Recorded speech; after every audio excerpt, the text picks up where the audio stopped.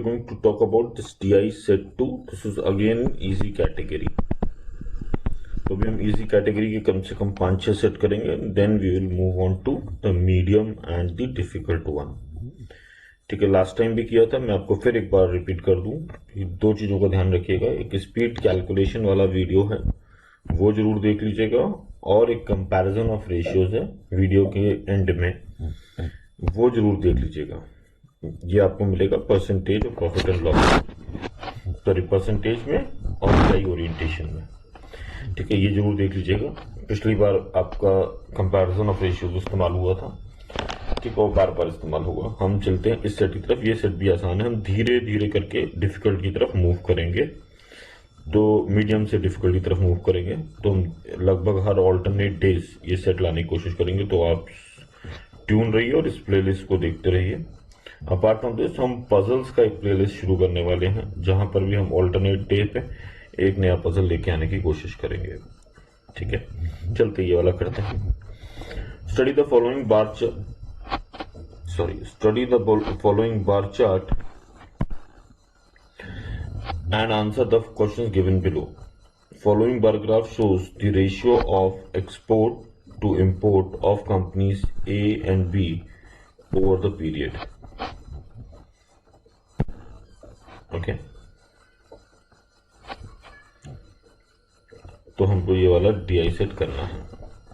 तो in which of the given year, तो यहाँ पे दिया हुआ अपना export to import of two companies A and B. ठीक है, ये एक्सपोर्ट अपॉन इंपोर्ट का रेशियो है, याद रखिएगा.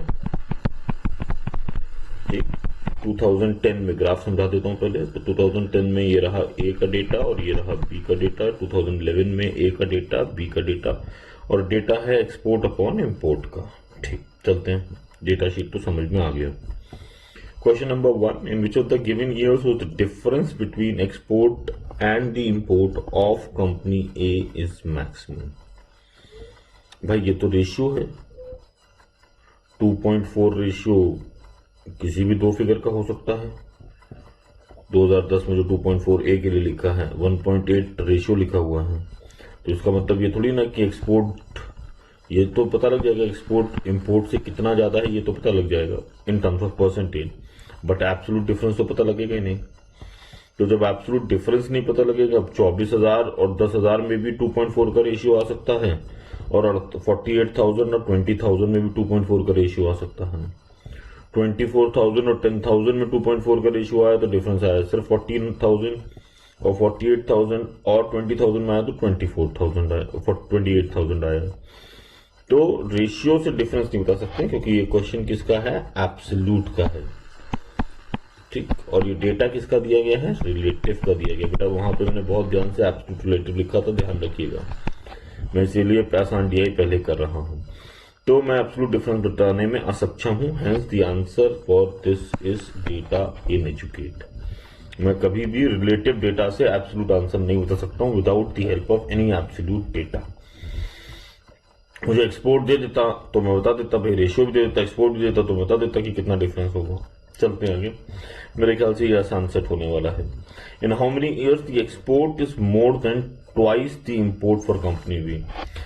तो more than twice the import for company B.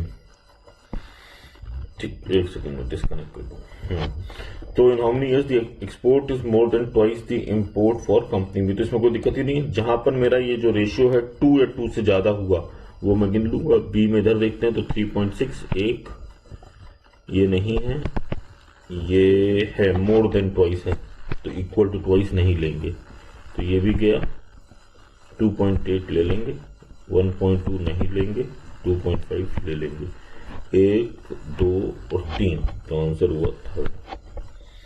चलते हैं question number 3. If the total export for company B for the years 2011 and 2014 was rupees 150 more, 150 crore, sorry was 150 crore, okay sorry. तो export था B का 2011 और 2014 का मिला के 150 करोड़. ठीक है, कोई बात नहीं. Then what was its total import for those 2 years. तो इससे कैसे निकलेगा भाई, export 1 plus export 2 is equal to 150। Correct. दूसरा इक्वेशन क्या दिया गया है, export 1 upon import 1 is equal to 1.2। 2014 का दिया हुआ है 1 पर, हाँ आ जाएगा, बस इसलिए आ गया क्योंकि दोनों का रेशियो सेम था, वरना आंसर तो कैन नॉट डिटरमाइन की तरफ चला गया, क्योंकि अगर ये 1.2 और 1.3 हो जाता तो भी आंसर ना आता। अब क्योंकि ये आ गया है तो इसका मतलब हो गया export 1 plus export 2 upon import 1 plus import 2 will also be equal to 1.2। Correct, सही है, बोलो भाई। तो ये आ गया अपना 150, तो वही आ गया 150। टोटल इंपोर्ट आ जाएगा अपना 150 डिवाइडेड बाय 1.2। 150 डिवाइडेड बाय 1.2 का मतलब कितना हो गया, 12 एकम 12, 12 का मतलब 30, 30 का मतलब 2, 24, 24 का मतलब 5, तो 125 करोड़ आ गया, ऑप्शन 2। ठीक, आते हैं क्वेश्चन नंबर 4 और 5 की तरफ।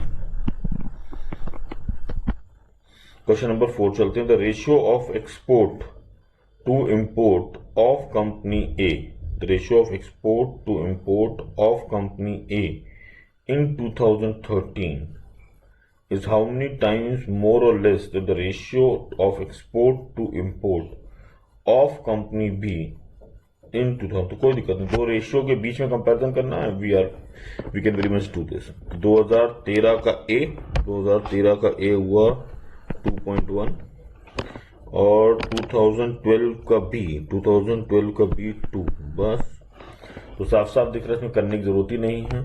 ये इसको आप डिवाइड करेंगे तो भाई कितना आ जाएगा, 1.1 नहीं आएगा, 1.05 आएगा मेरे ख्याल से।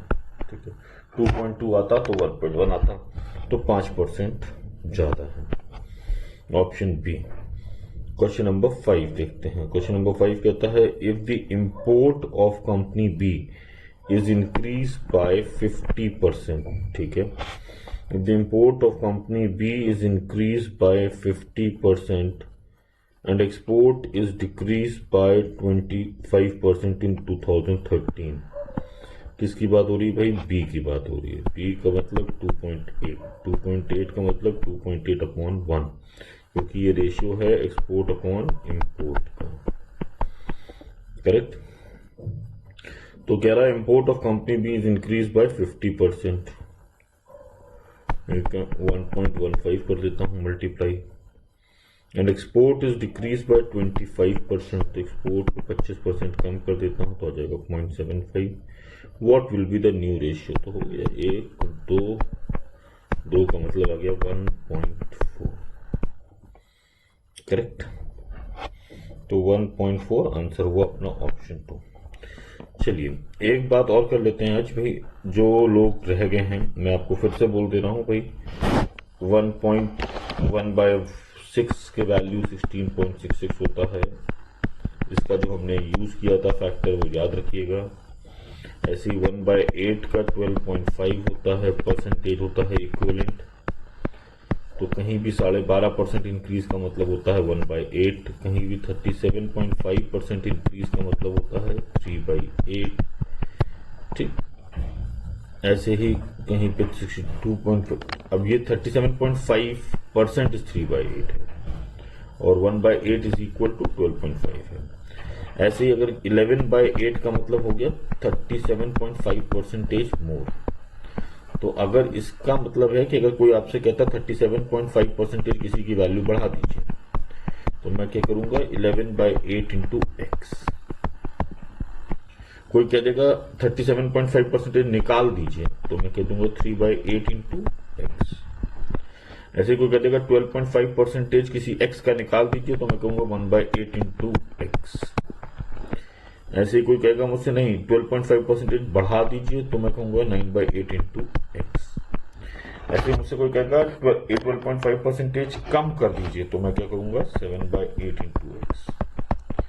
ऐसे मुझसे कोई कहेगा 37.5% कम कर दीजिए, तो मैं क्या कहूंगा 5/8 इंटू एक्स। बेटा यही सारी बातें स्पीड कैलकुलेशन में बहुत अच्छी तरीके से बताई गई हैं, आपसे रिक्वेस्ट है कि प्लीज़ वो जाके जरूर देख लीजिए, ठीक है। और थोड़ा गियर अप कर जाइए जिससे कि मैं डिफिकल्ट सेट्स की तरफ जा पाऊँ।